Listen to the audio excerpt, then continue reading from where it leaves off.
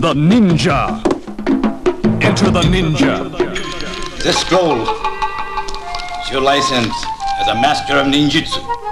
Starring Franco Nero. Welcome to That's Canon, a podcast talking about the Canon film series and other similar movies. This is episode 13th, and I'm your host, Phil. And I'm Greg. I don't know what I was doing with all those awkward pauses. It's Christopher Walken. I'm introducing a podcast.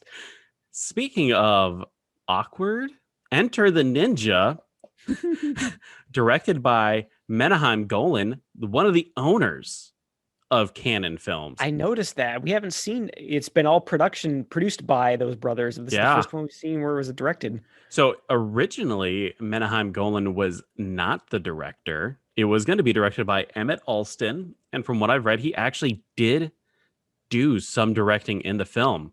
But early on in the production, for some reason, he left. And Menahem had to step in and direct it. Now, it's got to be a good story behind that, I bet. the reason why we haven't seen Menahem Golan direct a film yet is because we skipped his first film, Greg. That's right. He directed The Apple. Did he? God damn it. Yeah. Well, we did that to ourselves. He is the reason. Like, he's the reason why we skipped this movie. Unknowingly skipped this movie. Menahem Golan directed The Apple, a movie that we did skip because it's we're just not ready for it yet. Yeah, musical comedy. Yeah, no, musical comedy yet. And one of the biggest bombs in Canon film franchise. So yeah. Well, I mean, I'll say up front, I really had a great time watching this, and actually knowing that he did The Apple too, I almost want to give him a little bit more credit. Like maybe The Apple isn't a sliver as bad as people say it is, because I enjoyed this one as much as I did. Maybe the direction is fine. It's probably the screenplay that's bad, right? Yeah, the writing. Now, the writer, story, screenplay is by Dick Desmond for this movie. And surprisingly, this is literally the only thing he's ever done. Is it? Oh, okay. Yeah, that actually kind of sounded, the name sounded familiar, but I guess, yeah, we haven't seen anything with him yet. Dick Desmond. Now, it's based off of a story by Mike Stone. Now, Mike Stone, I am correct about this. Mike Stone was also originally supposed to star in the film. Oh, okay. And that makes a lot of sense, because I was going to ask you, you do a lot of the digging on the history of these. Is I saw he got the story by credit, and he also did the fight choreography. Yeah, I had to go look it up, and I saw that he wasn't the star. I was going to ask you, like, did this start off as a vanity project for this one dude? Yeah, because Mike Stone actually does martial arts. Yeah, this had the feel of like a martial arts expert who wanted to kind of do a vanity project, showcasing his skills. And the fact that he did the choreography and the story makes me think that like this started as something that he just wanted, like I said, a vanity project for this one dude. Oh yeah. I mean, you got to think it's probably the 80s.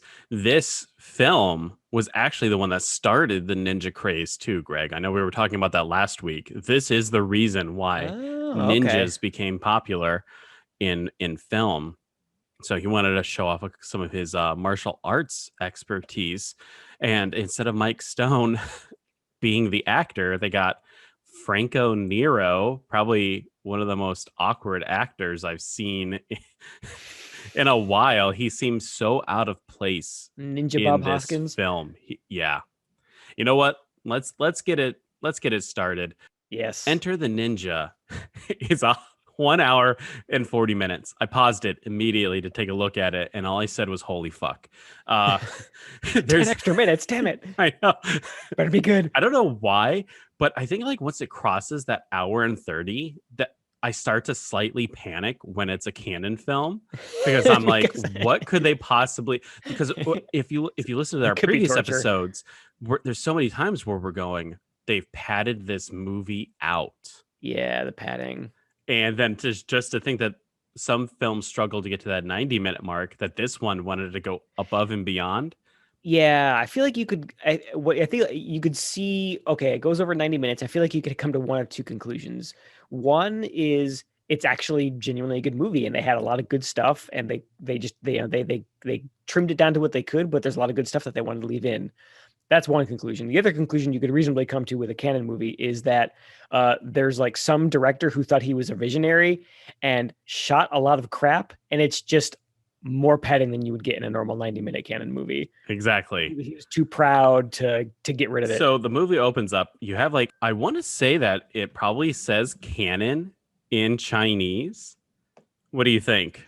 Oh, that kind of like that first credit that we get. It's Yeah. kind of in like the Chinese characters in red. I didn't even occur to me, but you're right. Maybe it did say canon. I'd like The word maybe canon. I'm gonna put that on Reddit and see if someone can translate it for me. I'd like to see what that says. The credits are actually pretty good, but extremely long. It's of a ninja dressed in black, and he's doing different martial arts things. He has like all the weapons that the Ninja Turtles had.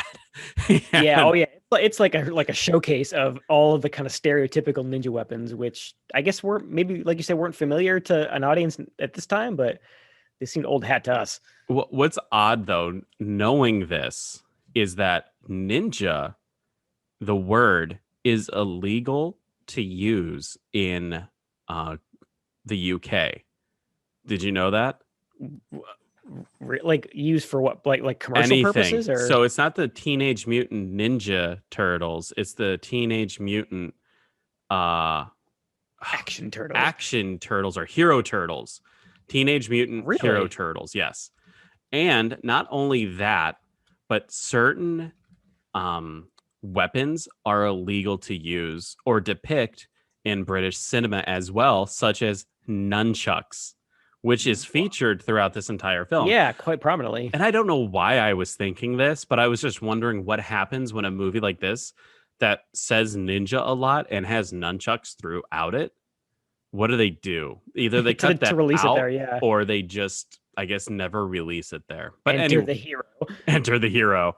Anyways, the credits are 2 minutes and 30 seconds long.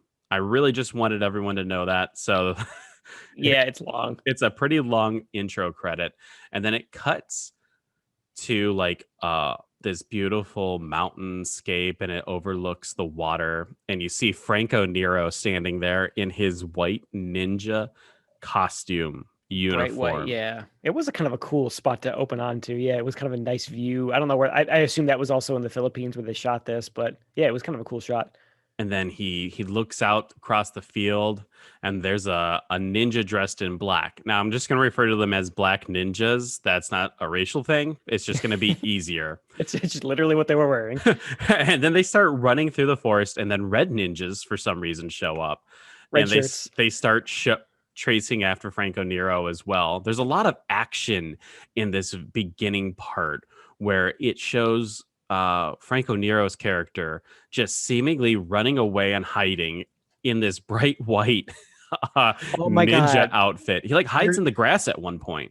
You're absolutely right. I actually wrote that down. I was like, maybe you'd blend in a little better with the foliage if you weren't wearing a bright white outfit, you idiot. Right? Like the Come on. red ninjas are wearing bright red as Yeah, well. So They it's stick not out like like sore thumbs. there's not, yeah, it's not like they're hiding and stuff like that. Now, the red ninja, they set a field on fire because Franco Nero's character is hiding in the grass. I've seen this before and better because they actually go somewhere with it in another movie, one of the Lone Wolf and Cub films. They Okay. actually set the field on fire to try to kill. Kind of smoke them out or something, or and- burn them out. Yeah, but he like digs a hole and he puts dirt over himself, so the fire just kind of goes over him, and he's That's like interesting. protected.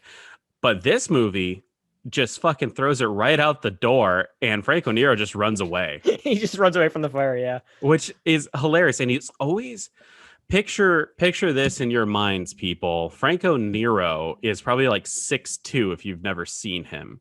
Big dude. He's hunched over, and he has one hand on the hilt of his sword, and the other hand is at the butt of his sword. And that's how he's running. He's not like Naruto running.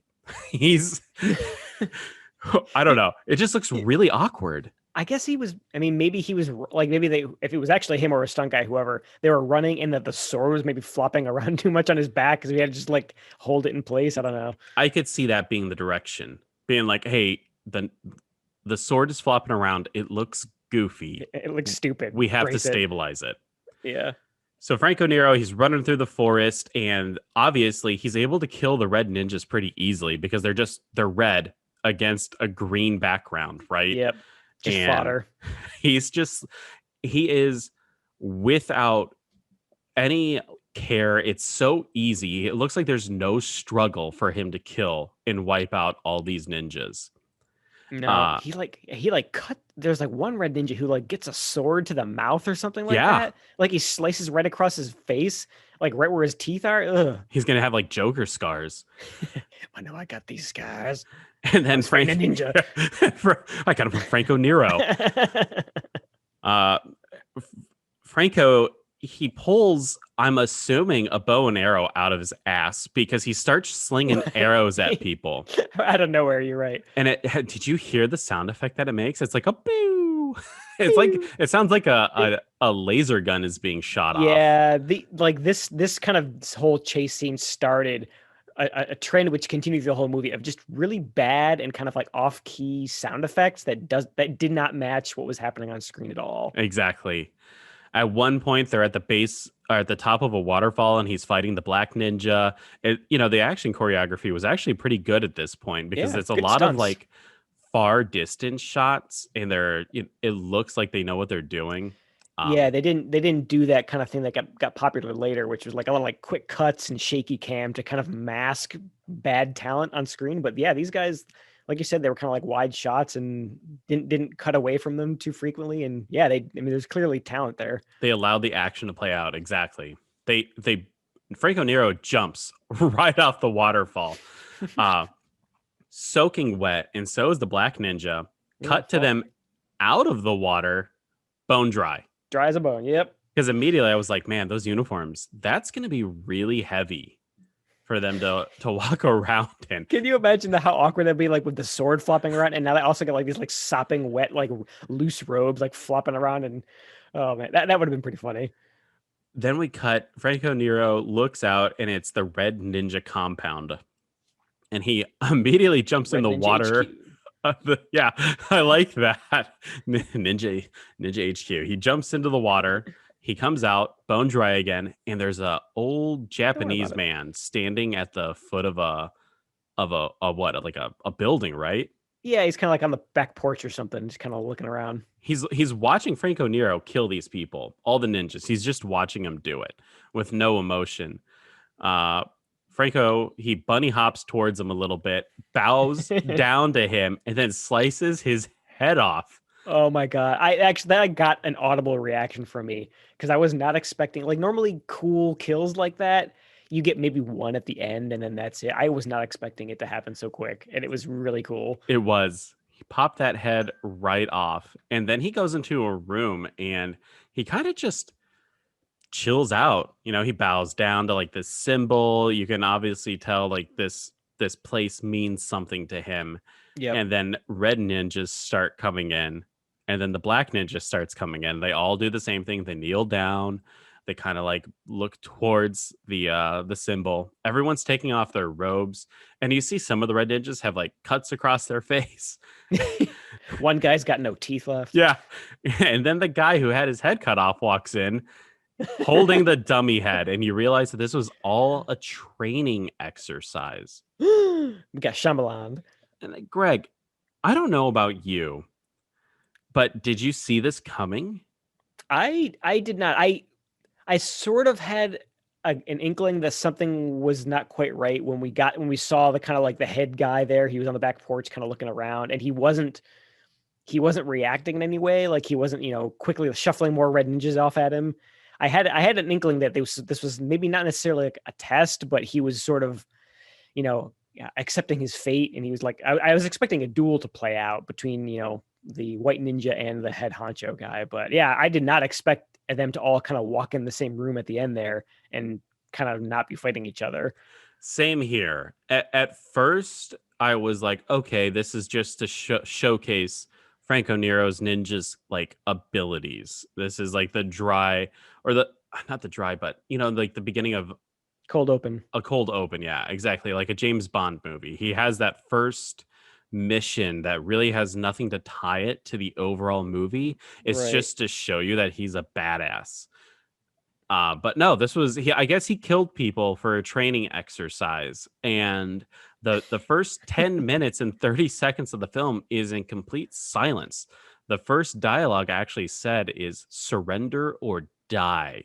Oh, that's right. When he subdues the black ninja Yeah. outside the temple. So they're all sitting inside the temple and they start going over the pillars of power. I want to say it is right. Oh yeah, pillars or petals. I can't remember now. The You're right. nine It's one of those. the Yeah. 9 levels of power, which is Rin, strength of mind and body, Pyo, direction of energy, To, harmony with the universe, Sho, healing self and others, Kai, premonition of danger, Jin, knowing the thoughts of others, which means that they're psychics, Retsu, mastery of time and space. It sounds like they're putting the Infinity Stones. I was just gonna say, like, I thought that too when he did that Mastery over Time and Space. Like, is this like a Marvel movie now? Yeah. This sounds really superhero-y. Z, controlling the elements of nature, and Zen, enlightenment.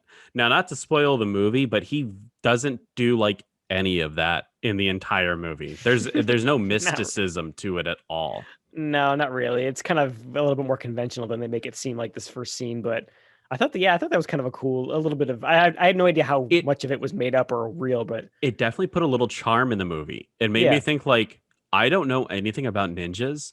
This seems very ninja to me because again, a lot of my knowledge comes from Ninja Turtles, and I see the new one that my son watches, and these pillars. I've heard them before, like in kachras that they say in the show when they're like Pyo, Sho, Kai, and they're like chanting and trying to like summon power and stuff like that. That's actually really surprising. I like I said, I wasn't sure if this was BS or not that they made up for the movie, but are you more surprised that Ninja Turtles does it, or more surprised that this movie got it right? Apparently, I am very surprised that this movie got it right. I thought for sure, but like no one knows what the hell ninjas are. Just make some shit up. Exactly. That's what I would do. Exactly. So the guy who got his head cut off, he comes in. He's obviously the leader of this ninja group, and he tells the white ninja, who we find out whose name is Cole, he has passed every test, and he's about to get his ninja diploma, which contains the knowledge of every ninja from the past. Actually, I think he said ninja license, didn't he? Yeah, something like that. It was like his ninja license. It is like a James Bond movie. It's your license to ninja. Your license to ninja. Gonna need your badge and your gun. You're a loose cannon, Bob Hoskins. What's Bob Hoskins? Insane though is he says that it contains the knowledge of every ninja from the past. Remember that? It's like 2 sheets of paper wide. Oh yeah, it was like single ply toilet paper in like an 8.5 by 11. It was tiny. So there's either no knowledge or the ninjas are dumb as hell. Maybe they discovered everything in like the first year of being ninjas, and they just haven't had to add anything yet. I guess. Now, the black ninja, his name is Hasegawa. He's extremely pissed that very Cole agitated. is getting his ninja diploma, that he's graduating ninja school. And it's because he's white, right? That's essentially because he's white. Yeah, I think because he has like a line along the lines of, my ancestors came from, they've got a history of samurai and like they've got this in their heritage. And he's basically in so many words saying, like this guy came from overseas and he's just kind of an interloper trying to like masquerade as a ninja. And he's not, he doesn't have the heritage and the history that we do. And he shouldn't be a ninja.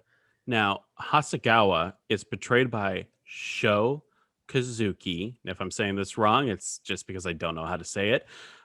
He is actually in every other ninja movie in this ninja trilogy, just not as the same character.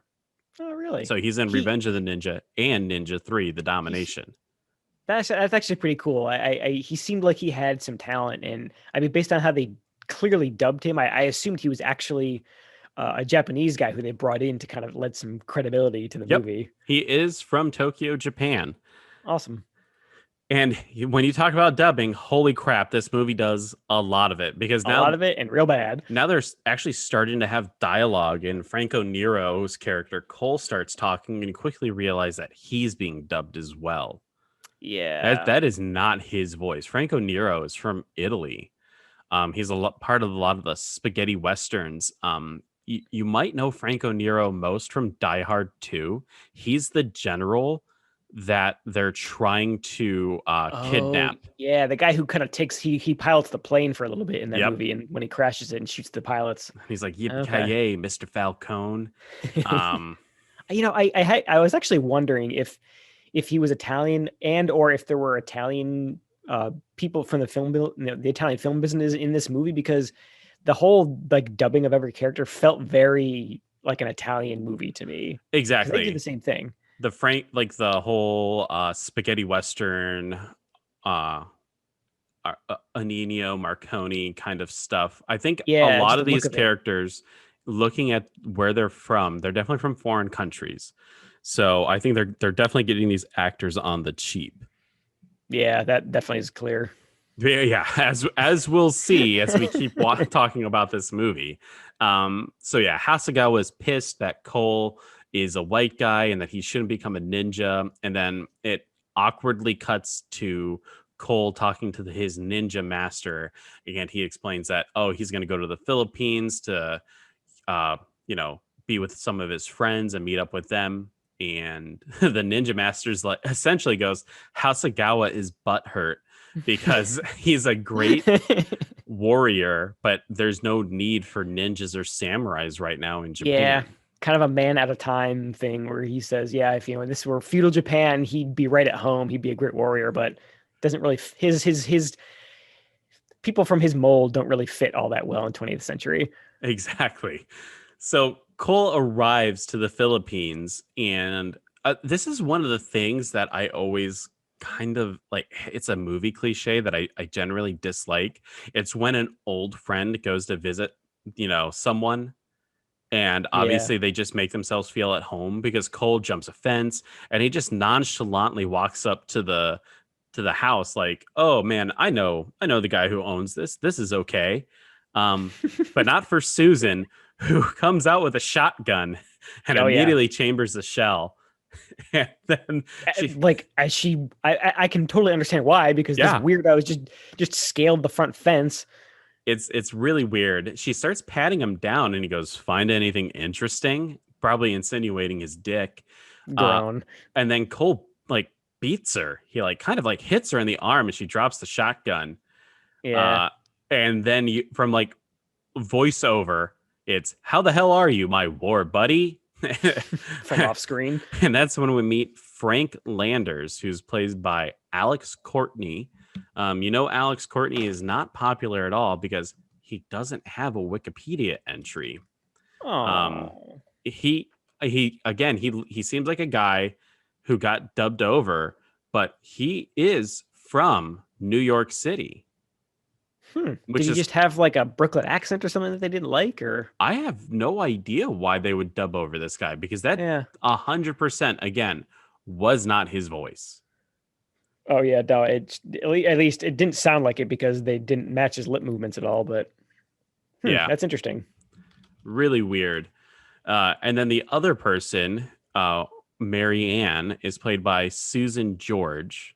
Now, she's been in other things like Straw Dogs, but she breeds Arabian horses now, Greg. She's out of the film industry.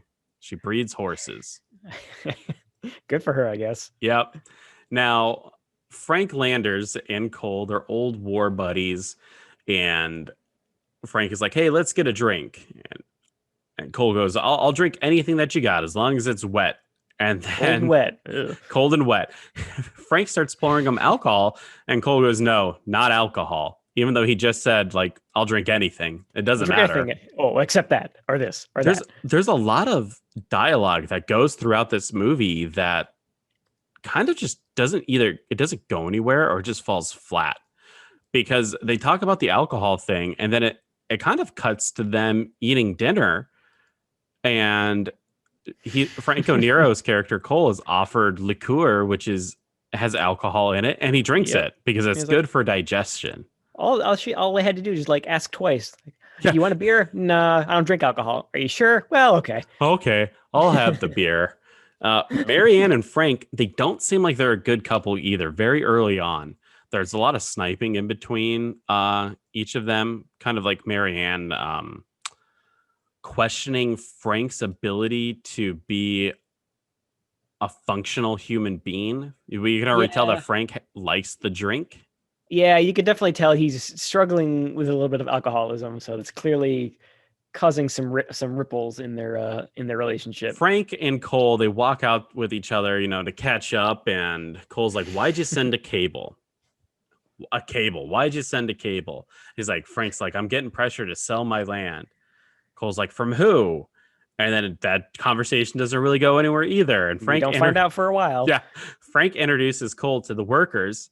The head worker's name is Pee-wee. Pee-wee, yeah. I mean, this whole like scene right here is just kind of like weird, uncomfortable things one after another. Where it's like, wait, okay, this guy, he lives in a nice house. Oh, wait, workers? What? Oh, this guy's like a plantation owner. Yeah. And then let me introduce you to the workers, and his name is Pee-wee. And they're living in these like decrepit looking straw like houses. It just didn't. It wasn't a good look. No, it wasn't. It looks like he had a bunch of slaves. Yeah. Pee-wee is played by Leo Martinez. The only reason I bring this guy up is because he is actually still acting to this day, and Awesome. he is the Director General of the Film Academy of the Philippines. Way to go, dude. Yeah, so this guy has definitely hit the top. He has made cred. it far in life from being Pee-wee, whose most notable contribution to the film is going, "Want to see a cockfight?" Yeah, he did, didn't he? Which is, they immediately just like, "Do you want to see a cockfight?" And they throw chickens down and they start fighting each other. Oh, they were ready to go in this cockfight. They already had the chickens in like, they just like launched them into a circle, and then we get to see chickens fight, which is yay, animal cruelty. Didn't get enough of that with Mako, whatever. Mako the Just of Death. Yeah. Frank's character is loving every second of it, and Cole's kind of looking at it with contempt. He just doesn't care. Yeah. Oh yeah, Frank, he's really into it. He's like, yeah, kill him, get him, kill him. He seems like a very questionable character, Frank. Yeah, at least at this point. Yeah, a lot of questionable, what do you call it? Qualities and habits, exactly. And then it cuts to Cole doing the most awkward nunchuck training in the world. He looks like he's trying to hold a turd in while he's flipping around there. Yeah, he's like flipping around these nunchucks, but he's not flipping them around. He's kind of just like pulling the chain and moving it around his body. Yeah, I mean, I ain't no ninja expert, but that doesn't look legit to me. Is the nunchuck an offensive or defensive weapon? It doesn't look like it's capable of causing much bodily harm. I guess. I mean, I'm sure anyone skilled with it could cause issue. I mean, I guess you could whip it around quick enough that there's some blunt force trauma to be had there. But true, they should put like little nails on them. That would cause some trauma. Nice. Mary Ann asks Cole if he wants to go in town, and he kind of like just shrugs his shoulders, and he's like, "Sure." Okay, this guy does not take convincing for anything. And then we get to meet one of my favorite characters in the entire film. His name is Dollars. Dollars is played by Will Hare, who had a very long career in film. He was in Silent Night, Deadly Night as the grandpa. He was in Back to the Future as Pa Peabody as well. Was he the guy on the homeless guy on the bench in Back to the Future? Yeah. No, Pa Peabody. He was the guy who ran the tree farm. Old Mr. Peabody. He had the dream of selling, what was it, like trees or something like that. Yeah, I guess.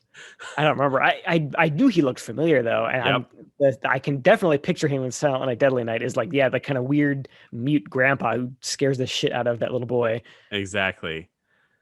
Yeah. That's right. Dollars comes up to Cole and he goes, "Do you want to buy some porn?" And then he opens up one side of his coat. And it's like shitty Polaroids of naked women. And then he's like, "But are you a religious guy?" Then he opens up the other side of the coat and it's a bunch of Bibles and stuff. This is a man who's ready for anything. I like the cut of this guy's jib. Exactly. He's ready to sell. Now across the way we see a store, and the shop owner is getting razzed by this little short fat guy and a Yes. taller henchman type guy. Yeah, enforcer type. Says that's the Hook.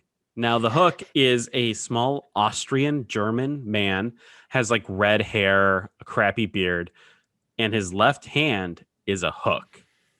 Such a creative name. They call him the Hook. Why? Because, well, he's got a hook. He's got a hook. That's what we got.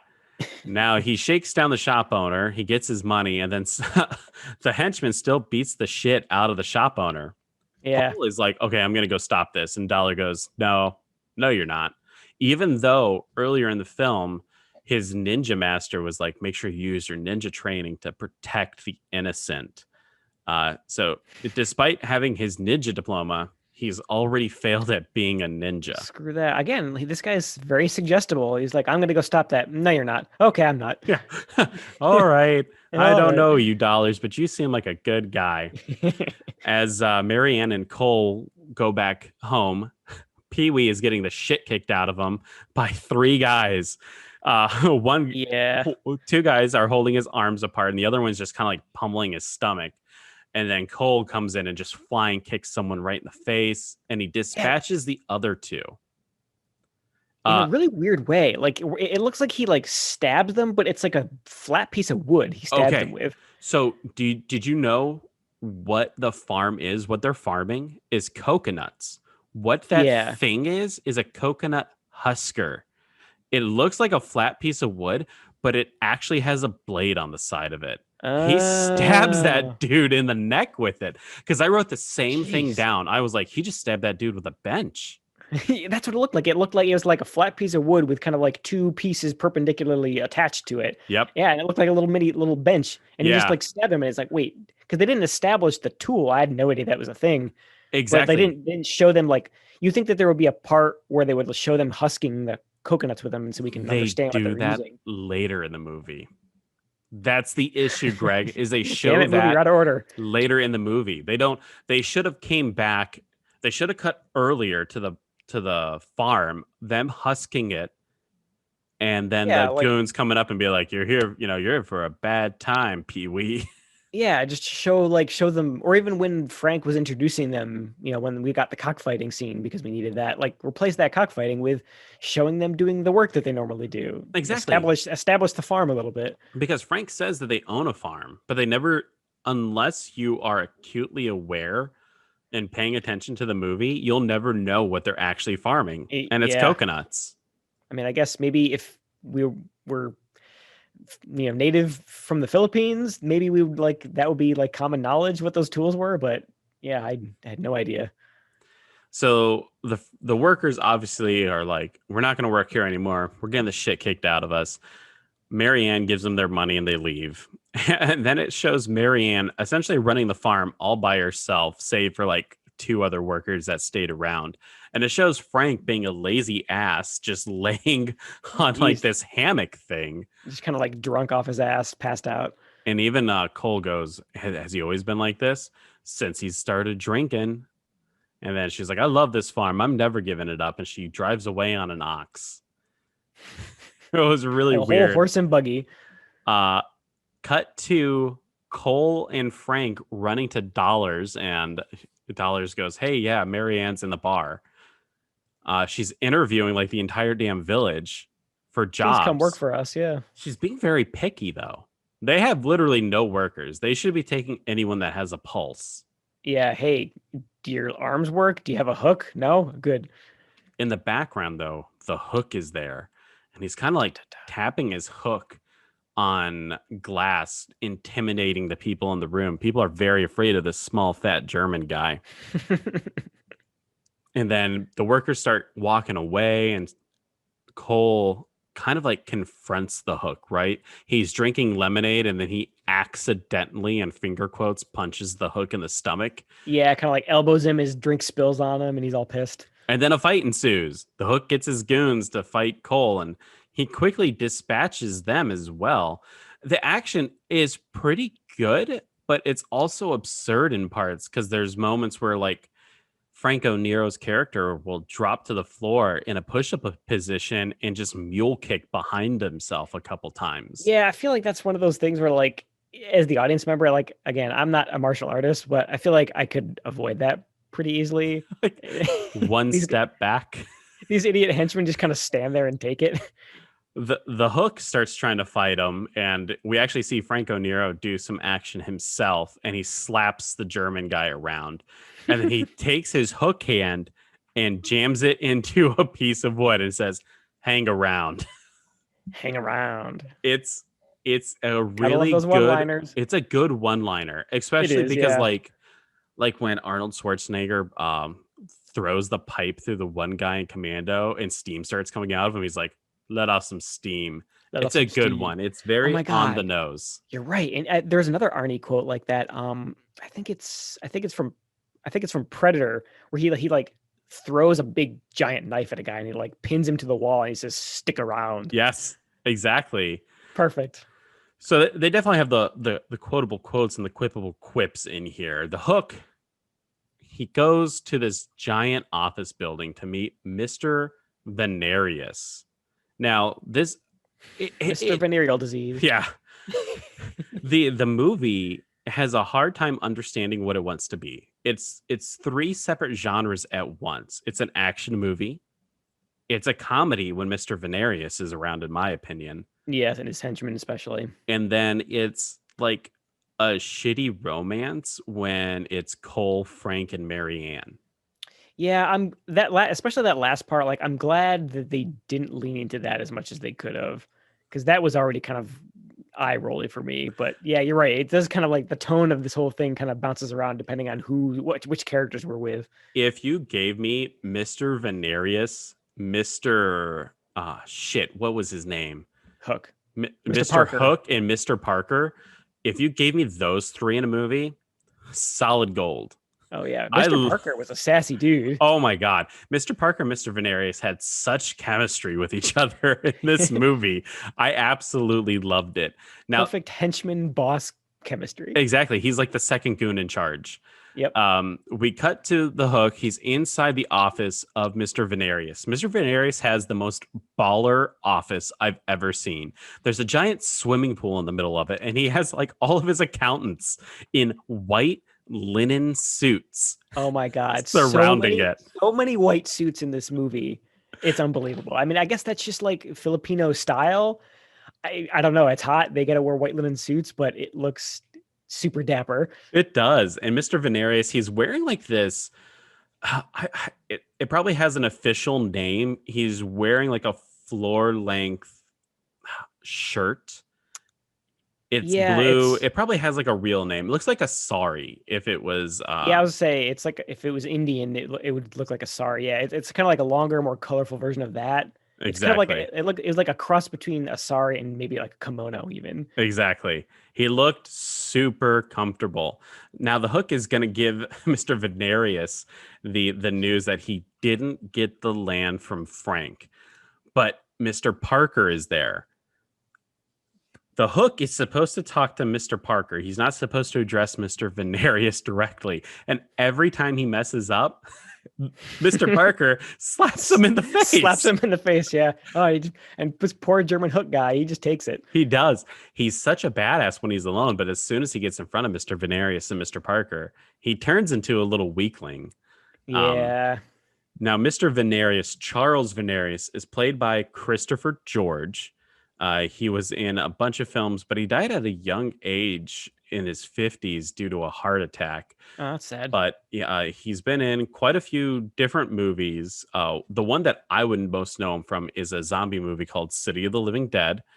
And Mr. Parker, who I absolutely loved in this, is Constantine Gregory. He had another really long career, but he never really did anything really big, or he was in some big things, but he was never a notable name. He was just actually kind of like a character guy in the background. He was in GoldenEye. He was the Russian computer store manager.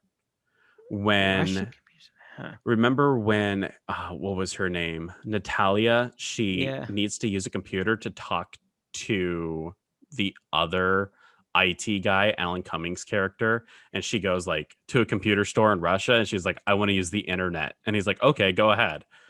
That's That's him. that. Huh. So yeah, like you said, he has kind of left some bit parts in some big movies, but Yeah, yeah, good for him if he's kind of getting steady work. exactly. The Hook says that he needs more men. He needs 10, specifically 10 people to take down Cole. So they go to the port of Manila, and Mr. Venarius is essentially like, "What do you see before you?" And this badass named Preacher goes, "I see this fat tub of lard," referencing the Hook. Yeah. And Mr. Venarius is like, "Okay, kill him." And I thought, oh my God, this is so great. The Hook is going to die. But the Hook hooks Preacher's dick. Right in the crotch with the hook. Oh, it was really uncomfortable to watch. I mean, I was, like you said, I would have been thrilled if they'd actually like surprised me and dispatched this Hook character. Oh, And, yeah. like it would really have set this boss into another level of badassery. But I was pretty happy with the hook to the crotch too. That was pretty good. It was good because this guy, the Preacher, he looks like he could be tough. He's got like the black tank top. He's got like the coiffed back hair, the jeans Yep. on, the boots. And then he just gets taken down by a little poke to the dick. Now there's still quite a few people that stick around even after the poke to the dick. So Mr. Preacher or Mr. Shit, what was his name? Parker. Mr. Parker goes, "Fight amongst yourselves. The top 10 get the job." That's such a weird. It's like henchman tryouts or something like that. Right? It's like in the Dark Knight when the Joker's like, "I need only one of you," and there's 3, and he like throws a knife down. And he's like, breaks the pool cue in half. yeah, he's like, "Fight it out." Then we get a quick shot of a polo game, and Mr. Venarius is spying on Cole and Frank. Can we just say polo looks boring as fuck? It does, and looks super dangerous too. Yeah, I mean those mallets are huge. They're like it reminds me of like jousting at the Renaissance Festival. These things are big dangerous clubs, and they're hitting around a pretty big ball. And I would assume that a horse would probably get knocked out doing this. Oh yeah, I mean I'm sure it's exciting for the people playing it for that reason, but it looks really boring and like no one could you can't see anything because it's like a giant field they're playing in. Everyone's got binoculars. I don't know. There's something weird about this whole scene where it's like no one looks like they're having fun at this polo match. Especially Cole. Yes. Because during their conversation, Frank tells Cole that he lost it, and now that he's just lazy and useless. And then Cole goes, "What about Africa? That was 100 years ago." And then you hear like guns, and it starts fading. I honestly thought like maybe that was gonna be it. Like we just kind of zoom in, and we had that double exposure of Cole looking at the jungle being blown up. The kind of 1,000-yard stare, some like a war flashback. But we actually do get a mini war flashback in which Cole gets clipped by a bullet and Frank saves his life. I guess that was supposed to be a real war. It was the Angolan Bush War. Okay, yeah, I'm glad you said something because I could have sworn up and down that this was like some fake, not Vietnam, but something like it, some generic made up war. Like they didn't say specifically. So the South African Border War was also known as the Namibian War of Independence and sometimes denoted in South Africa as the Angolan Bush War. And it was fought between August 26th, 1966 to March 21st, 1990. Eesh. Yeah. Kind of a long war there, but man. And anyways, us dumb Americans, we don't know any of these major world events, these wars that were apparently going on for 20 years or more. Exactly. I had no idea. I honestly just thought it was like some fake thing. Cut back to present day, and Frank goes back to the farm, and Pee Wee's there, and he goes, "Cockfight!" And they immediately start having another cockfight. They like, as soon as Frank gets, they're like, "Hey, you guys want another cockfight?" And they all start cheering, and then they just sprint into this open field, and they start throwing chickens left and right, and they're all like, "Ah, ha, ha, ha." They are loving it. They do not care that those animals are hurting themselves. Luckily, PETA shows up. Oh wait, no. It's just the Hook. The Casual Hook and animal cruelty. 10 henchmen show up, and the Hook is essentially like, "You're fucked. We're gonna take over this farm right now." And they start beating Pee-wee up again. Poor Pee-wee. Pee-wee. He gets so much shit. He actually gets attached to a car and they drag him around. Oh my God, you're right. I totally forgot about that. I thought, okay, yeah, when they did that, so yeah, you see him like they chain him up to the back of these. They look like golf carts almost, but they're Yeah. cars. And I thought they're not gonna kill Pee-wee this way, right? Like I don't want to see that. I like Pee-wee, but yeah, they just drag him around in circles in this like it looks like a stable or this big dirt field. It looks brutal. Oh, Poor yeah. Pee-wee. Out of nowhere, Mary Ann and Cole show up in horses. And then obviously the fight ensues. Cole saves Pee-wee. He jumps on the back of the truck and he like ninja kicks the dude in the face out of the truck. And then it's just a series of kicks and punches. At one point, Cole bends down, grabs the cuffs of someone's pants and flips them in the air. Like the action at this point is I would say this is probably the most unchoreographed part of the film. It's just a lot of like, okay, I'm going to kick behind me. Okay. And then I'm going to kick in front of me. Okay. Maybe this is like the last fight scene they did and they just ran out of ideas. They were on a tight budget. It ends very climactically with Cole grabbing the hook. He grabs the hook and he starts yanking on it. And then he pulls it off of his arm. Now, I don't think prosthetics are surgically grafted to people, but the hook's hook was because he starts bleeding everywhere.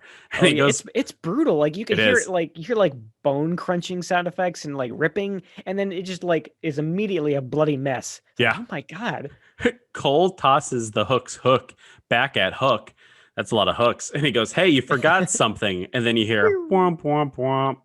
Oh my God. Yeah. Like, I feel like we're selling this short. People listening, like, imagine the most cartoonish, like, womp womp sad trombone you can think of and multiply it by 10. That's the, like, weird cartoonish sound effect we get when he hurls this guy's bloody hook back at his stump. It's so weird, but it's so satisfying as well to see the hook get his arm ripped off again. After what he did to Pee-wee, he earned it. Yeah. We cut back to Mr. Venarius instructing women doing synchronized swimming in his pool office area. And he fires the hook. He doesn't kill him, which I thought was going to happen. He's just essentially like, you're fired. Get out of here. That definitely seems like his style too. Like you're fired. And then they like take him up to the roof and throw him off or something. But no, he just leaves. Now, Mr. Parker hires dollars to send a telegram to Frank, Mary Ann, and Cole. He's like, they want to set up a meeting. They want to buy your farm. And everything seems to be kind of like on the up and up at this point. It's, it's kind of weird that the bad guy is sending a telegram to, buy the farm, but I wouldn't think too much of it. But Cole, he knocks out the driver and he acts like him and they drive to the meeting part. There's a lot of really crappy, gaggy action right here as Frank enters the fort where the meeting is going to take place. He goes up to the guards and Frank is talking to the guards. He's, making small talk. And then Cole buying time, basically. Cole is like, hey, come here, to one of the guards. And he just sucker punches him. And then he sneaks in. And there's this just a montage of Frank walking through the fort and Cole quickly and silently dispatching henchmen, either from behind Frank or in front of Frank. Or above, yeah. I mean, lots of like neck snapping going on in the scene as Cole's like knocking off these henchmen one by one. Exactly. Now, Frank finally meets Mr. Parker and he gets offered 7 figures for the farm. And if this was me, the farm would have been sold. Oh yeah, I don't care. Like, because they set that up in the beginning where like, why don't you just sell? And he's like, no, well, like Mary Ann really loves it here and we've made a home here. But yeah, I mean, 7 figures in the 80s. Yeah, that's a lot of money. That's a lot of cash. Even now, if someone was like, Phil, I'll give you $1 million to leave, I'd be gone. Tell me where to go. Yeah, out of here. Now, Mr. Parker whistles for his men to show up because Frank has rejected the money. So he's going to put a little intimidation on him. Only 6 people show up. Mr. Parker actually counts the people and he goes, "Where are the other men I ordered?" Oh, this is actually like I hope it was intentional because it was actually got a good chuckle out of me. Like it was actually kind of funny the way that they did that because, like you said, like Frank is making small talk while Cole is knocking out these henchmen, and yeah, he does that whistle, and then like you know that scene enough from other movies where you expect like okay, all these henchmen kind of come out of the woodwork and these like immediately surrounded, but showing it's just like two or three guys in the back are the only ones that come out, and Parker's looking around like, wait, what the hell? Where is everyone? Like the comic timing of that was actually really well done. It is. He actually counts on his fingers, like the Yeah, amount of people there. It was actually pretty funny. Cole shows up and he just has like an armful of guns and he puts them before Mr. Parker. I And think these are yours. he's like, yeah. I think that is exactly what he says. He's like, I think this is yours. And then Dollars is up on like a ledge and he just caps a bad guy. And he's like, put down your weapons. He's like, Cole doesn't like Casually guns. Mr. Parker casually strolls away as Frank and Cole start beating the shit out of all the bad guys. A pretty good action scene. A lot of, long distance shots of these two guys doing their thing. So we get to see the action play out. Yeah, some good choreography here. I mean, like a lot of these like group fights tend to fall into the trap where like when they go to a wide shot, they show too much and you see like the main character fighting one henchman and the guys in the back are just kind of like standing around, not doing anything, just like flailing their arms, trying to look busy. But you don't get that sense in the way that they shoot this one. It was actually pretty well done. Exactly. Cut to Frank and Cole at the bar having the most awkward conversation in the world after their post fight. Instead of celebrating and being happy that they just kicked the shit out of a bunch of people, Frank talks about how he can't have kids with his with Marianne, even though she's drop dead sexy. She's a sexy lady. She wants it all the time, but I just can't give it to her. Yeah, Frank can't get a boner. Yeah, that's how I took dysfunction. That's what we need in our action movie. Yay! It's because you drink too much and you probably have depression because you sleep during the day. You should see a mental health counselor. Cole internalizes this, and being the good friend that he is, he immediately has sex with Marianne in the next scene. Like, okay, I'm glad you noted that too, because up until this point, I've pretty much like when he was first introduced to Frank, like, okay, this guy is a douche. He looks like a jerk. He acts like a jerk. I was not sympathetic to him whatsoever. But as you go on, you start to sympathize with him a little bit more. Like he's clearly depressed, like you said. He's struggling with alcohol addiction, and he's just not in a great state. He's trying to like lean on his ward buddy to kind of pull him out of this rut. And like just like he has this line in this scene where he's like talking about like or the lines earlier where he's like, whatever I had, I lost it. And you like start to feel bad for him. And then you immediately cut to, like you said, a scene where Cole is laying in bed and you see the wife walk in with nothing but, like a nightgown on, and they clearly are having sex. And it's just such a shitty thing to do to this poor guy, Frank. I immediately started to sympathize with him. Yeah. I don't get it.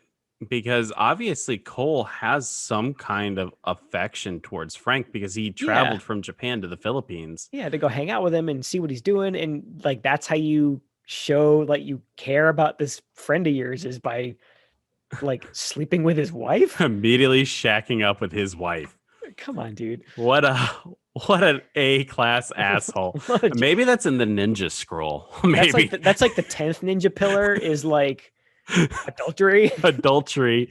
When you can have sex, get some. The next day there's like an awkward breakfast scene. Obviously Frank has no idea what's going on, and Frank is hyped. He's like, man, we just kicked the shit out of those guys. I feel great. Good. Yeah, I slept great last night. Wow. At one point, because Marianne is getting Marianne starts insulting Frank, and she's like, I'm tired of your voice. Frank goes, harsh. Did you not get enough sack time? And I just started cracking up. I was like, she got some sack time, all right. She got wink, wink. The conversation abruptly ends, and Mary goes, anyone want to play tennis? Well, anyone up for some tennis after that awkward ass breakfast? Yeah, sure, lady. Cut to Mr. Venarius and Mr. Parker talking in his awesome office, and Mr. Venarius is he's acting like a cartoon villain at this point. Because he goes, I want my ninja. Mr. Parker has explained to Mr. Venarius that Cole obviously is a ninja, and He's a ninja master. he reads something, Greg. He like reads, I'm assuming like a dictionary of what a ninja is. Oh, like I think it's even better than that because like I think this guy he like went to the library and did research about after he got his ass kicked in that last encounter. He's like, I can't let that happen again. This motherfucker did research Yeah. to figure out what this guy Cole was doing. And yeah, like he like, sir, I've got some notes, and he starts reading notes off of his notebook. He like you said, he's like reads like a dictionary description of what a ninja is and like what their skills are and like what their history is. This guy Parker is the most well-prepared henchman ever. He definitely did not want to get fired. So Mr. no. Parker goes, I need to go to Japan to get a ninja. Mr. Venarius goes, then what are you still doing here? Cut to Mr. Parker in a talent agency office trying to get a talent agent to find him a ninja. It was like a really weird 5-minute scene in which the talent agent's like, oh, you want an actor? And Mr. Parker going, no, I want a real ninja. Yeah, what was he thinking going to a talent agent for a real ninja? Like, what was he expecting to get except actors? I don't know, but that talent agent pulled through because they went to Cole's dojo and they get Hasegawa. Dun, dun, dun. And Hasegawa's kind of putting on this little show, almost like the beginning credits again, of like, hey, I'm using this weapon, I'm using that weapon. Right. And shows off his skills a little bit for the prospective buyers, renters. I don't know. It's a weird operation they're going on here. Contractor, maybe. Contractor, yes. Ninja for contract. Because Mr. Parker is essentially like, we need him because we have like a bad guy razzing us. So they hire Hasegawa. And then we cut to Cole. He's walking through the streets of the Philippines, and he realizes that a man in a white linen suit is following him. He runs away very awkwardly, and then he just starts beating the shit out of the guy. And he's like, "Who sent you?" He's like, "Mr. Charles Venarius." And God, every time I'm sorry, every time I hear that word, I just keep hearing venereal disease. It's a really weird last name. It really is. Mr. Venereal. Yeah. Mr. Venereal. Our boss. Yeah, sorry, continue. So Hasegawa, he shows up and he meets Mr. Venarius, and they kind of go over what the overall objective is, which is to kill Cole so they can get the farm. Now, Cole knows where Mr. Venarius is, so he goes at night and he shows up with dollars. And they beat up those two guards in the elevator, and then they put on their uniforms. Like, what were they thinking? Like, all the guards are clearly Filipino guys. Yeah. These two old white dudes are not going to pass for their security guards. Why bother with the disguises? I don't understand. It's really weird. They get up to Mr. Venarius's office, and Cole is looking through some papers, and he's like, Frank's land is worth a ton. It's because it has a bunch of oil underneath it. And then Dollars sees a reel-to-reel projector, and he goes, oh my God, they have Blue Movies. Blue Movies is pornography, in case you didn't know that. Based on context and the fact that he has porno in his coat for sale, I assume that's what it was, but I hadn't heard that before. It's a really weird term, and I don't know why, because the word blue refers to sexually explicit content that was first recorded in Scotland in 1824. Blue meant lewd because prostitutes dressed in blue gowns. So there's a little porno history for you guys. Dollars is like pulling out all the antiquated jargon, I guess. I know. Unfortunately, it's not porn on the projector. It's a video of a ninja killing someone, and it's another ninja movie. Yeah, exactly. It's a ninja movie inside of a ninja movie, and it's Hasegawa in the movie. And Cole even goes, "That's Hasegawa. He's from my ninja school in Japan." Class of '81. Woo! Yeah, exactly. Cut to Marianne and Frank having dinner, and Hasegawa, he infiltrates their compound. And this is probably one of my favorite kills in the film. Oh yeah, I know what you're gonna say. Hasagawa has like the climbing claws, and he just jams it in the forehead. Oh my god, yeah. It was it was a really satisfying kill. Probably the best one in the movie, you're right. Yeah. I couldn't believe that it was that violent, because the kills have been pretty tame, and there was just like a gush of blood when he jams his hand right at that dude's face. Yeah, he just like palms him right in the forehead, and I actually feel really bad for the actor, the guy who played the security guard, because he definitely got a bunch of that blood in his eye. Like you can see it in his eye. And man, that dude was a professional. He just like kept screaming and howling, and he was actually probably really in pain at that point. So, but yeah, it was a really, really well executed kill scene. Now, I like this scene coming up where Marianne and Frank are talking, not because of their dialogue, but if you pay attention to the background behind them, you see guards quietly getting dispatched by Hasagawa. You're right. Yeah, that's really, really kind of a cool thing. Like that's probably the most ninja thing that we've seen so far. And it's definitely, it shows that Mannheim Golem has some directing ability to like think of doing that, right? To have background action going on in a scene in which Frank and Marianne are talking about how they don't love each other anymore. Yeah, like a real serious conversation. I feel like like you said, like that shows maybe some directing chops, because I feel like the lazy way you would do that otherwise is you would just keep cutting back and forth like exactly you did earlier. But they actually kind of like meshed it together and made the geography of this whole scene kind of feel a little bit more stitched together.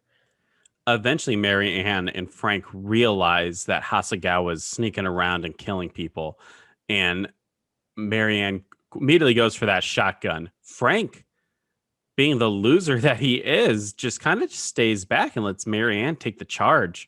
With her big ass shotgun again. Yeah. Hasagawa, though, did you notice that he was laughing when he starts beating up Marianne? He hits Marianne, she drops the shotgun, and he's like, ah ha ha ha ha. And then it was psycho. It was very like, I'm the bad guy. Did you realize that I'm the bad guy? Wink, wink.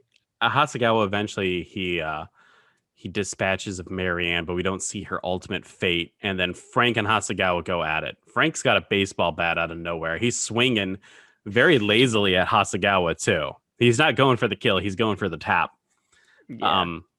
I mean, clearly we've seen what this guy can do when he actually wants to kill someone. He just, palm claws them in the head. Exactly. He's clearly playing with the husband and wife here. So Frank gets slashed across the arm and he starts running, and we finally see Marianne. She's like tied up to some palm trees. Yeah. So Frank starts running at him, and Hasagawa just stops and just starts throwing ninja stars at him. I think he misses the first one. We see it hit the tree. Yeah. And then, the next one goes like in the back of his calf or something. Or clips him right in the back of the calf. Drops Frank down. He walks up and slits his throat. Now, I'm assuming Frank would eventually die anyways, because he has the thinnest blood in the history of movies I've ever seen. It was pretty watery. I noticed that too. And then Hasagawa again laughs as he kills Marianne's husband. I'm evil. And it does like this slow zoom on her face, and she looks very afraid. She feels really great about cheating on her husband now, and he's dead. What's great though is that they never have to bring that up again.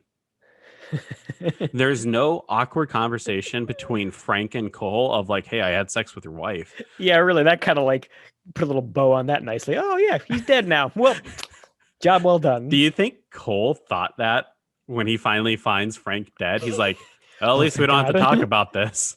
Awkward conversation. At this point in the movie, I'm already kind of like not so much on Cole's side anymore, so I wouldn't put it past him. You're hoping Mr. Venarius wins. Yeah. We actually cut to Mr. Venarius. He goes back to Venarius Enterprises, and he starts opening up elevator doors, and there's just dead bodies in all of them. And comically. And he's like, we should get the Black Ninja doing his work. And Mr. Parker's like, he already is. Cut to Hasagawa burning down the village. Oh my God. Of the workers, laughing like a madman. It was okay. I wrote this down too, and I wanted to talk to you about this. Like up to this point, like we just got that cool scene of him silently dispatching people, right? And that's very much ninja. And I mean, I was under the impression that like that's how they operate. They kind of work in the shadows or they hide in plain sight, and like they don't like if you see the ninja, they've messed up. Like you're not supposed to see them. And here we are, like you said, like this guy running around like a psychopath, screaming and burning a village down is just not ninja-y at all. Yeah. It was laughably weird, but still kind of cool. Very non ninja like. Yeah. Cole eventually comes home. I don't know where he was. It's not like he knows people in the Philippines, but he looks at the carnage and he finds Frank's dead body in a pool. And it cuts to another flashback of those two in Africa. Right. And at one point goes like, cover me. Cole goes, cover me. And Frank goes, all right, twinkle toes. And then they have like that, the war's over moment. And Frank is like, I'm going to go live my life and have a bunch of kids and live peacefully. And Frank's like, I'm going to go find it. Or Cole goes, I'm going to find a new war. Gonna go find another war. Yeah. This is another part where like I actually started to, continuing to feel bad for Frank because he's like, I just want to get out of the war and settle down and have a good life. And this psycho Cole is just, I want to go find more people to kill. And kill. Whoa. Cole will. He's Yes, he finally an hour and 20 minutes later in the film back in his ninja outfit. That's right. We see him in it for the first 10 minutes and then it takes another hour and 10 minutes for him to put it back on. This is like when you go see a superhero film and he doesn't become the superhero or he doesn't get like his costume until like the last 10 minutes and you go, why the hell did I watch this? Yeah, exactly. I didn't see that Power Rangers reboot that came out a couple years ago, but I remember hearing that like that was a big criticism of that movie where like there was just not enough Power Rangers doing morphin time stuff. Like apparently you didn't get that until the end of the movie. You didn't. I remember watching it. It was actually an all right movie, but the fact that they don't become Power Rangers until the final 15 minutes is insane. Yeah. You exactly. don't like that. That's what you come to a ninja movie to see. And I mean, I feel like I think we're selling the movie short. It delivers on a lot, but you want to see him in that kind of cool ninja outfit doing ninja stuff. Daredevil, the first season of Daredevil, fantastic. Absolutely loved it, but he doesn't get the Daredevil costume until like the final episode, like the final 30 minutes of the final episode. So yeah, spoilers for a show from 5 years ago, but deal with it. So Cole is putting on his ninja uniform. He's got all of his ninja weaponry around him, and he assaults Venarius Enterprises in broad daylight because he's wearing white. So why the hell not? Yeah, I mean, we've seen ninjas burning village down like a psycho, like whatever. At this point, all the ninja code is out the window. He's running through the office building and he looks like an asshole because he has like 5 swords, a bow, a staff. He's got all this weapons on him and he's just nonchalantly tossing out ninja stars, killing people left and right. He stabs one guy like right through the chest with a sword, and then he just like leaves the sword in the dude walks away. He stabs him in the chest, roundhouse kicks him into the pool. That's right, in the pool. And then Mr. Parker comes up and goes, such a shame he wasn't Japanese. He would have enjoyed his harikari. Oh, yeah, that was awkward to hear. Yes. And that's not even what it is. That's like a ritual suicide, isn't it? Yes. Seppuku, also known as harikiri or cutting of the belly, is native to Japanese form of ritual suicide by disembowelment. It was originally reserved for samurai in their code of honor, but was also practiced by other Japanese people later on to restore honor for themselves and their family. As a samurai practice, seppuku was used voluntarily by samurai to die with honor rather than to fall into the hands of their enemies. So it's not like this would have been something like, oh, hey, I got stabbed in the stomach, seppuku. Like, yeah, like that's not how this works. That's not how any of this works. It's definitely not. Definitely really weird. I think it's on that one. I think it was one of those. It's probably one of those moments where the writer's like, we need a Japanese thing to throw in here. Like, something okay, kind of witty to say. People don't know what this is. This is the 80s. Seppuku. So That's a good point. With it, where they just like they knew it was wrong, but they just thought they could get away with it because the audience doesn't know any better. I would assume that. Mr. Parker, this suave guy, goes, "Don't kill me. Mr. Venarius wants to see you. Why don't you just come with me?" And Cole stops his rampage to go with them. Oh yeah, perfect. He's cute. His guy Parker is cool as a cucumber. Yeah. Mr. Parker drives him to the Valenzuela Cockpit Arena. Now, I'm not going to name of that. Was that like on the sign or something? It was on the sign of it. Okay. I'm not going to say this is a cockfighting arena, but it's called the Cockpit Arena. And based on how much people love cockfighting that we've seen so far, you're probably right. Now, this is where Mr. Parker makes his most critical error in the entire film. He tells Cole to stay in the car. And he goes to Mr. Venarius and tells him, "I have a message for you. He wants you to let Marianne go, or he's going to kill you." Mr. Parker goes back to the car and realizes Cole has murdered everyone outside. Just another pile of henchmen. Mr. Parker goes back to Mr. Venarius and tells him that. He's like, "He murdered everyone outside, sir."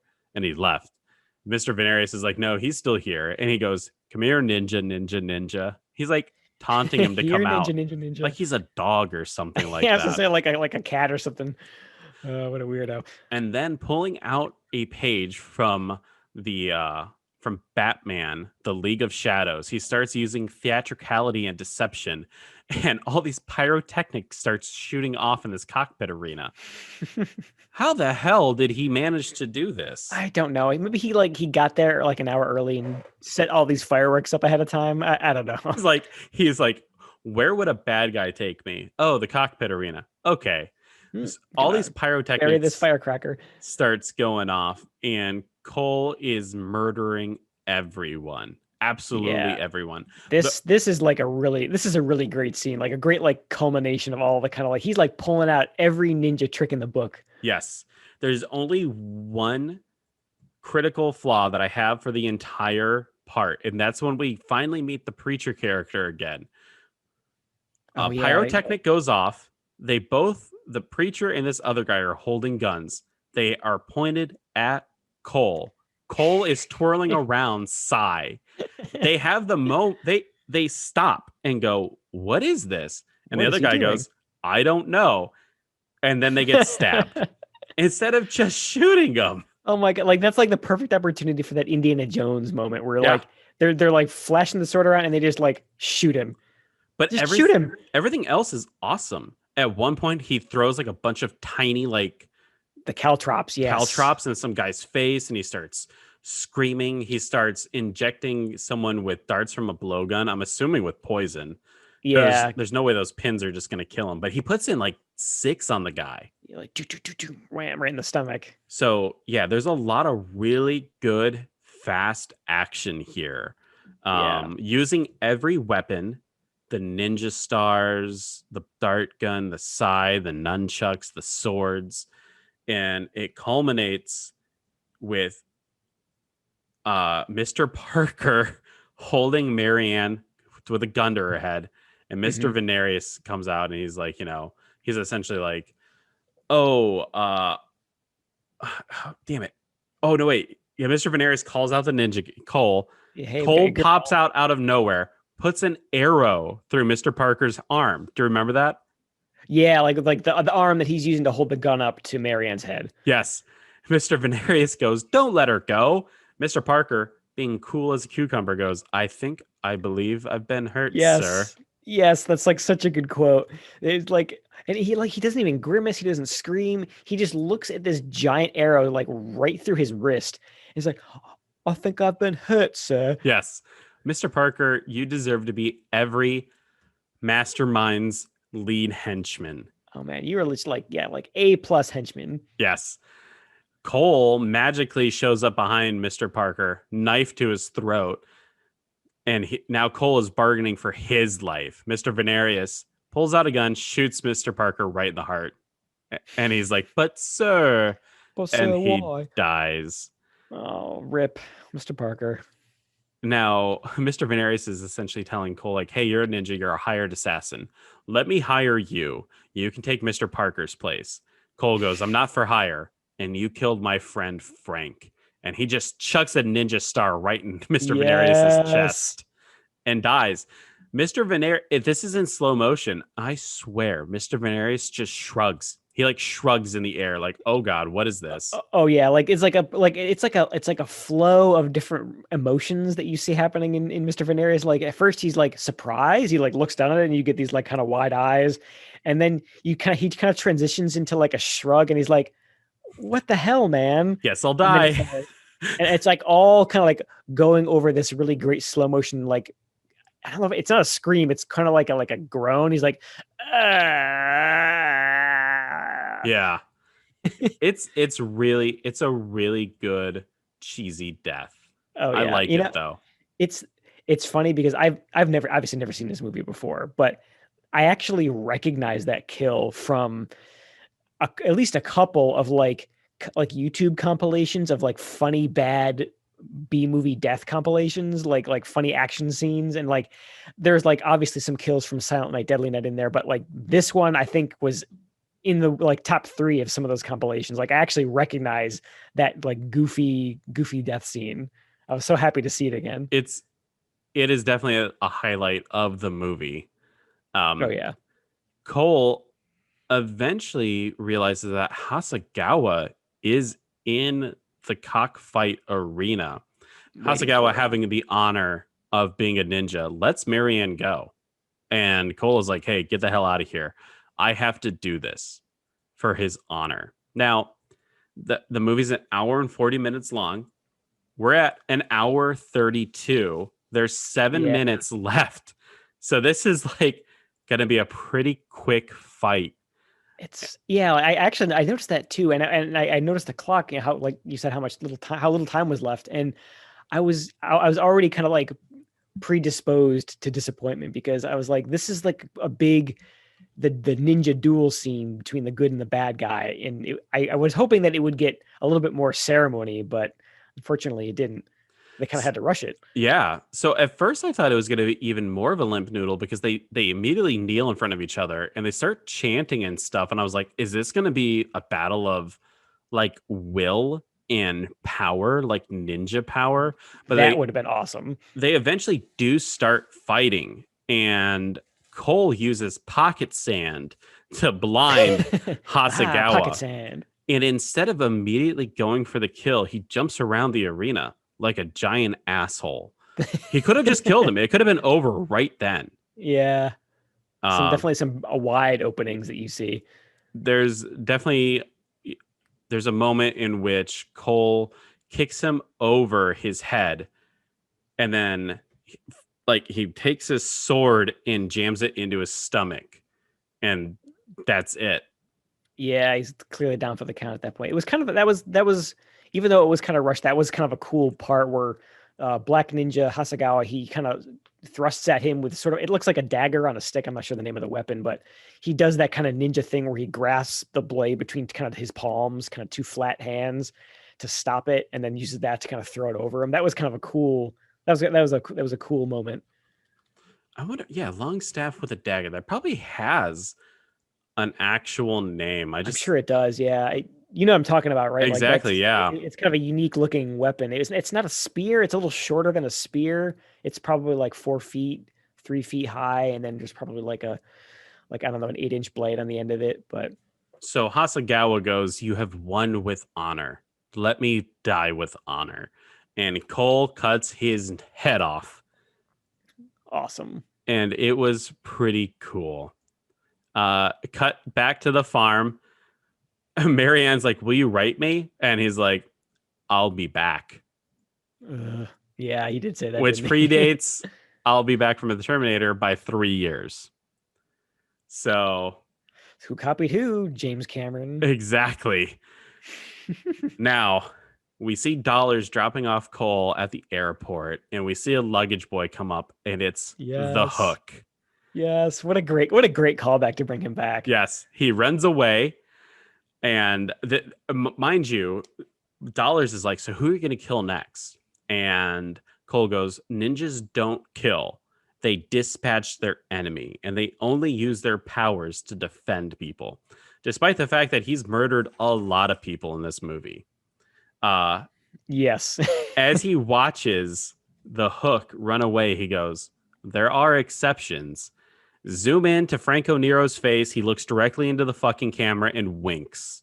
The end. Yeah, what a cheesy ending. I liked it though. It did. So again, it's one of those things where it's like there's two different movies going on. Yep, kind of a goofy, slapsticky comedy, and then a kind of brutal action movie mashed together with a little bit of peppered on romance and drama in there between Frank and Marianne. So I honestly think that this is the first time I've ever seen this one. Yep, same. I don't remember this. I had fun watching this movie. Oh yeah, this was I'll go out on a limb here and say this is probably up there with Joe and The Godsend as probably my favorite of the movies we've seen so far. Like I had a blast watching this. It was like a great B action movie, but it wasn't bad. Like they had a lot of things that were set up and paid off. I understood I mean, the fact that I remembered characters' names is good enough as it is, but like I understood character motivations for the most part. People weren't just like doing things for the most part. It was a lot of fun, and I wasn't bored. Exactly, and that's the biggest thing when you do like any kind of movie, right? Just make sure it's not boring, and the movie was never boring. No, yeah, it was genuinely entertaining. Like there were great stunts, great fight scenes, and I think they did what action movies need to do, where they have kind of fight scenes and action beats at like the right moments in the movie to kind of keep the momentum moving, where they didn't try to like, because I feel like in a lot of these kind of movies, you could fall into that trap where like you get a really exciting opening and then it's nothing but people talking or walking in the woods for the rest of the movie until you get a great action scene at the end. And it's like nothing but crap in the middle. Exactly. But this had kind of, it was all good stuff kind of spread throughout the whole movie.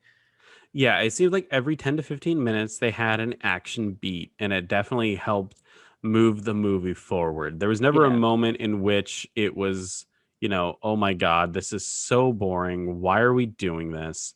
Yeah. What's the purpose of it? Yeah, definitely. And I think I think part of the reason also that it kind of keeps the momentum moving for the audience is there's, like I mentioned before, there's a lot of setup and payoff where you get the sense in the very beginning of the Black Ninja, he's disgruntled about our main character. He shouldn't be a ninja. And then you don't see him for a while, but they put that kind of kernel in the back of your mind. And then later on, as you see him, Cole dispatching all these henchmen, like you start to realize that, oh, they're going to bring the Black Ninja back. Like it's that kind of really satisfying moment as the audience where you kind of discover, you realize something before you realize what's going to happen before the characters do, but in kind of a satisfying way. And when they brought him back, like that was kind of a cool callback to what happened earlier in the movie. Definitely. Yeah. Because you definitely see like the angst from Hasegawa in the beginning of the movie, and the fact that he's missing for such a great length, only for him to come back, was definitely a really good, I guess like tie back or callback. It showed a lot of forethought in the movie. Oh yeah, definitely. And I think you brought up you used a good point there, like where he's gone for long enough for the audience to sort of forget about him, which makes it all the more satisfying when they bring him back, because it's like you get that like, oh, it's that guy, he's back kind of reaction, which is always satisfying. So the movie was so before we get into a little more about the background of it, what would you give it out of 5? This is probably a solid 4 out of 5 for me. It was really entertaining. Yeah, I had a really good time watching this movie.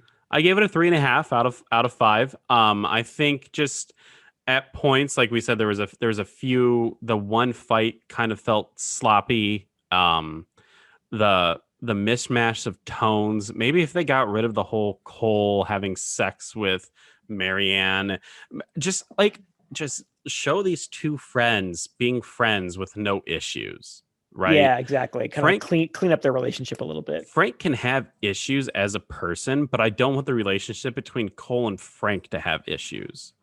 I want these people to be war buddies, right? Yeah, definitely. I can. Yeah, I think I would agree with you. Like, that's probably my only major nitpick in terms of like how it was written in the plot is that there was too much complexity there between Cole and Marianne and Frank that it could have been simplified a little bit without kind of compromising the overall motivation. So this movie did, like I said earlier, it kicked off the ninja craze. This movie was shot for $4 million and was an MGM Canon co-production. So that those two companies Okay. actually did work together in order to make this movie. So I mean that's a pretty big budget. And I guess it makes sense now that like it's I think you could definitely tell there was a step up in quality of this one compared to some of the ones we've seen before. And I think the fact that there's a major studio involved kind of that makes sense.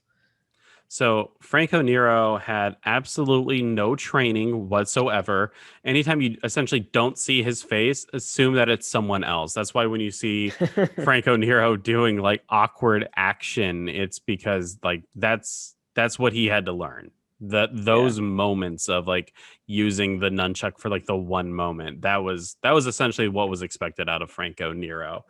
This is part of a trilogy that isn't connected with each other at all. So the sequel is a direct sequel called Revenge of the Ninja. And then the final film in the series is Ninja 3, The Domination. So Yes. it's a trilogy in the sense that it has like the same theme and it has the same motif, but none of the characters, stories, motivation carries through. Okay.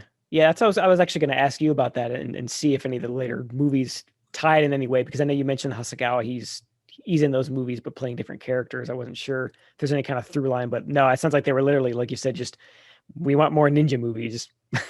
Yeah. And I assume this one was successful. It's yeah, this one was successful. I couldn't find how much it made, but I mean the fact that it got two sequels had to show that it turned some kind of profit. Let's actually look here. Box office no. Enter the Ninja box office. If it was a four nothing. So $4 million, Okay. I would assume that, rentals and stuff like that, it probably made a decent one. The sequel, Revenge of the Ninja, made $13 million on the box office. So I guess take that for what it's worth. If the first one got a sequel and the sequel made $13 million, I would assume the first one made more. Yeah, probably a Right. little more than that. I would guess. Even major blockbusters, you always see a dip in return on the sequel. In very Right. very rare cases do you actually see that the sequel makes more than the original. Yeah, I doubt Revenge of the Ninja is in like Terminator 2 Aliens kind of category of sequel. Exactly. Yeah. Oh, I think James Cameron is the only one who can turn out a sequel and make it better than the first one, right? Yeah, exactly. So I So mean, we you talked a little bit about how this was kind of the first mainstream ninja movie. I mean, we're so like overexposed to ninja imagery and kind of mythology. I mean, I'm really curious. Like, what did people know back then about ninjas? Like, how much of this stuff? Because like, I mean, I had a good time watching this, but I there was a lot of stuff that was familiar to me, like ninja stars and those little like the blow darts and the bows and like the sneaking around, like the whole kind of ninja thing was really familiar to me. But I'm wondering, like, do we know how new that would have been to someone watching it in 1980? I think this would have been entirely new because the Ninja Turtles didn't come out for a few years. So this Okay. movie probably really set the tone for how people perceive ninjas in American films.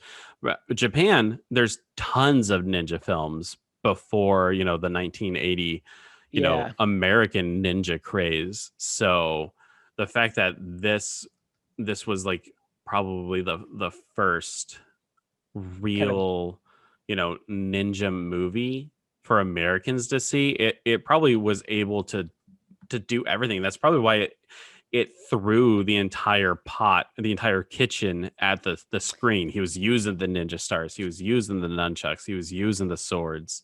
Yeah. Kind of just trying to throw it out there to probably, make people jazzed up. Now, there were, like I said, the Ninja trilogy. There's also the American Ninja series. There's 5 of those that came out in the 80s as well. Okay, like Those are another. those are the most those are the most popular ones in my opinion, the American Ninja ones. And again, it's two white guys who are playing ninja Naturally. type characters. There's the Ninja Turtles. There's ninjas in RoboCop 3. Are there really? Oh my There's God. Robo Just what Ninjas in RoboCop it. needed. Oh Uh, man. and I think, like, again, another one of the most popular ninja characters in American pop culture would have been Snake Eyes from G.I. Joe. Him and Storm Oh Shadow yeah. are both ninjas. They come from a ninja dojo clan, and they both have the ninja, weapons and stuff like that. But Yeah, the look. you even got to think, like, even think of it from a kid perspective. You have the Power Rangers, the G.I. Joes, and stuff like that.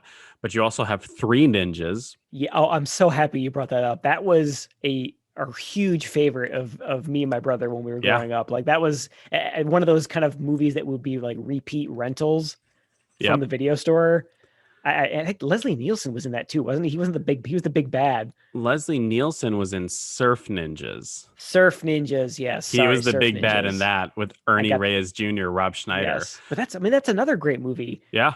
I think we repeat watch that one too. 3 Ninjas Kickback. 3 Ninjas Kickback was probably the one that I went back to the most from the 3 Ninjas mythology, I guess, if you will. The Three Ninjas cinematic universe. Yeah. The 3 Ninjas cinematic. I'd watch that. I'd give it another whirl. That's due for a reboot. I mean, after I think that I remember they did one where it was like at Magic Mountain or something, and Yeah. it had Hulk Hogan in it. Had I Hulk think. Hogan in it. Exactly. Jump that shark. It was awesome. Batman, even, he's, a ninja. Outside of American cinema, I think this is definitely there's definitely been more ninja movies before the 80s, but this is the one that really hit home. Hit it big and started the craze, and It started a craze that I don't think lasted that long or had a lot of appeal lengthwise, because Jackie Chan started becoming popular. And that martial arts craze really kicked off when stuff like Rumble in the Bronx and Police Story started hitting American blockbusters. okay, yeah. And when I say blockbusters, I don't mean like the movie theater. I mean the store that you used The to video rent store, movies yeah. from, Remember Blockbuster. video rental kids. And that kind of like pushed it out. And then there was kickboxing for a while when Jean-Claude Van Damme was popular in the early 90s, and his form of martial arts kind of took the stage with Kickboxer and Bloodsport. Oh yeah, Bloodsport, which is another canon movie that Exactly. I'm sure we'll get to. So the 80s kind of encapsulated ninjas, kickboxing, martial arts, kung fu, lots of Asian invasion, I believe is what they called it, kind of like the British invasion with music. Yeah. It definitely was a risk, and I mean, it seemed to pay off. Look at us, we're 2020, we're still talking about it. Man, I definitely would watch. recommend this for people to watch. Go out and kind of, it's one of those movies where you can have a couple beers, sit back, relax, and not have to really think too much about the plot. Just enjoy Mr. Parker. Yep. Yeah, Mr. Parker. Well, speaking of Mr. Parker, he is the speaker of my quote of the week. Yes. For this episode. During the near the end scene where Cole does another kind of invasion of the HQ, and after he stabs that guy and he falls in the pool, and Parker comes out and says, hey, you have to kill other people. He's expecting you, and he walks in, and as Mr. Parker is walking out, leading him out to Mr. Venarius, he says this gem of a line in the sassiest tone you can imagine. He says, "Interesting outfit. Who's your tailor?" Oh my God, that's right. He does. Oh my gosh, It was so perfect. Like clearly like this backhanded insult about the ninja garb, which is almost like, it's funny on the surface, but I can almost imagine it being like an audience surrogate where, I mean, if people aren't familiar with ninjas, I can imagine someone in 1980 like looking at that outfit and it's like, oh, what a goofy outfit that is. And like, I can almost see that being something that like a little thing that they threw in the script to sort of like tip their hat towards the audience a little bit at that point. It was, and it was delivered so perfectly. Interesting outfit. Who's your tailor? Jeez, Mr. Without Parker. even like looking at him, it was perfect. Mr. Parker. Sassy man.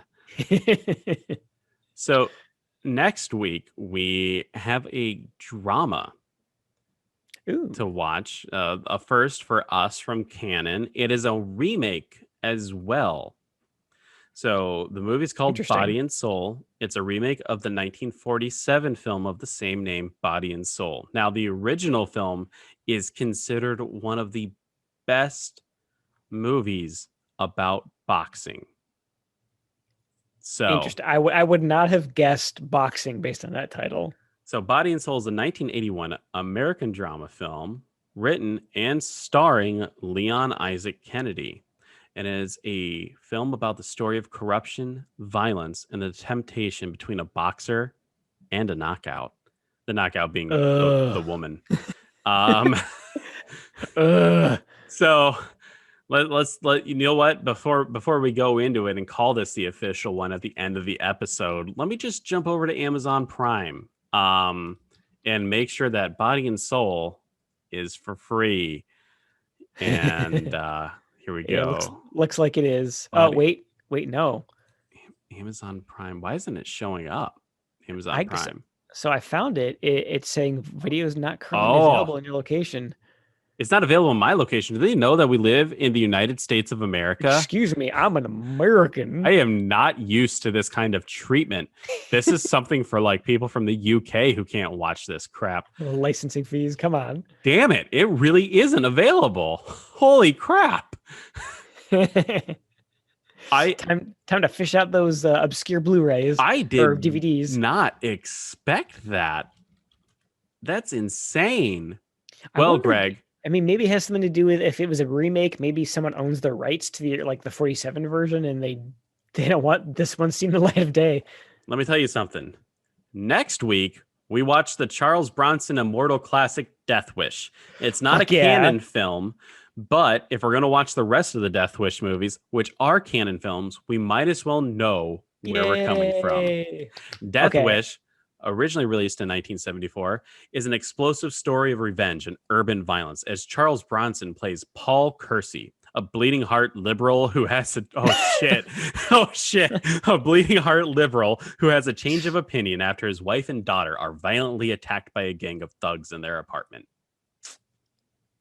Get them liberal tears. Yep. I will actually probably ask my wife to watch this one with me. I've seen Death Wish once before, a long time ago, but this is definitely one of those classic movies. It is a classic action film that really defined Charles Bronson in his older age and brought him back with a resurgence. I am extremely excited. I only know about the Death Wish series through osmosis. I've never seen any of the movies in the series. I've seen clips here and there, but never seen a whole one all the way through. So I'm very excited. So sorry, Body and Soul. Here, this is the plan: Death Wish 2, but then we're gonna go back and watch The Apple. So that's fair. In 3 weeks, we have to be prepared to watch The Apple. Okay, I think that's a fair. I think that's fair to the Canon Film Library. We're gonna stick to our guns on this podcast. Stick to the rules. We'll watch it after we kind of, we've seen Enter the Ninja, which is really good. We're going to see a couple more good action movies, and I think that'll be enough to kind of mentally and physically prepare ourselves for The Apple. There we go. Well, Greg, I think that's all I have. Anything else you have to say? That's all I've got. This was, again, this is highly recommended. This is a great watch, and definitely check it out. And remember, since he said it, that's canon.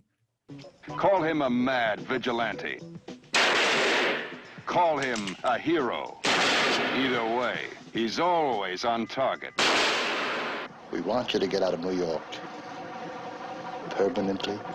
Never make a death wish. Because a death wish always comes true. And you get to love it.